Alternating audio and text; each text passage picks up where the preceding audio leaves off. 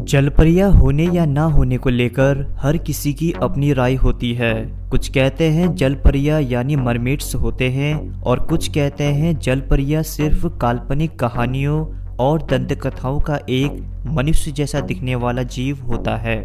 लेकिन इस बात को हम नकार नहीं सकते क्योंकि इस जीव का उल्लेख संपूर्ण विश्व के अलग अलग ग्रंथों और कहानियों में किया गया है। बात करें अगर जलपरी की तो यह एक मिथिकीय जलीय जीव है जिसका सिर और धड़ स्त्री की तरह होता है और पैरों के स्थान पर मछली की तरह आकृति होती है।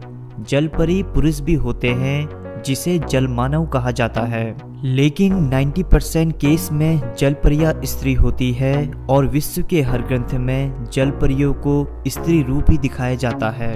जलपरियों के देखे जाने के स्थान को अगर हम जानें तो यह मिथिकीय जीव समुद्रों या महासागरों में पाए जाते हैं। चलिए अब नैनीताल की झील नैनी झील का रुख करते हैं और उस अतीत में छुपी हुई कहानी का रुख करते हैं जब प्राचीन लोगों ने एक जलपरी को नैनी झील में देखने का दावा किया था। दोस्तों, वीडियो में आगे बढ़ने से पहले मैं आपको बताना चाहूँगा कि इस वीडियो में सभी जानकारी इंटरनेट और कुछ किताबों पर आधारित है। मेरा चैनल इस जानकारी की सच्चाई का कोई भी दावा नहीं करता है, तो आप इस वीडियो को सिर्फ इंटरटेनमेंट की तरह लें। द ब्रिटिश लाइब्रेरी में लिखा गया है कि सन 1800 से 1950 के मध्य तक नैनी झील में विशाल मछलियों का एक बसेरा हुआ करता था। झील के विशाल होने की वजह से इस झील की तलहटी में हलचल होते रहती थी।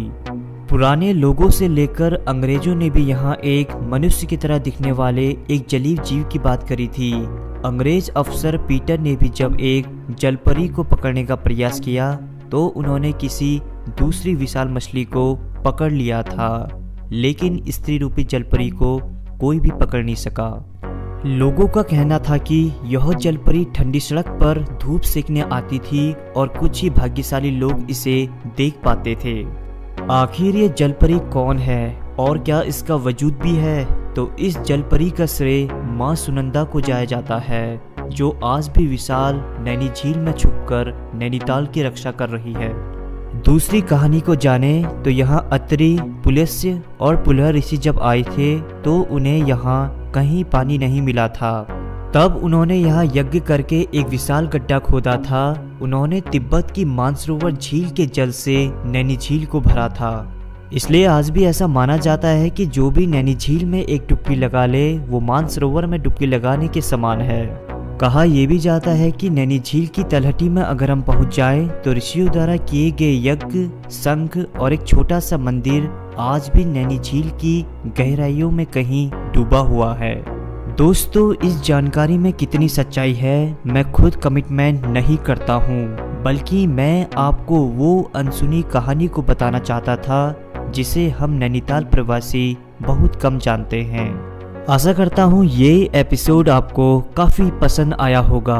अगर ऐसा है तो लाइक और कमेंट्स ज़रूर दीजिएगा। तो दोस्तों, आज के एपिसोड में बस इतना ही। मेरा नाम है संदीप। फिर मिलेंगे एक नई एपिसोड में। तब तक के लिए नमस्कार दोस्तों।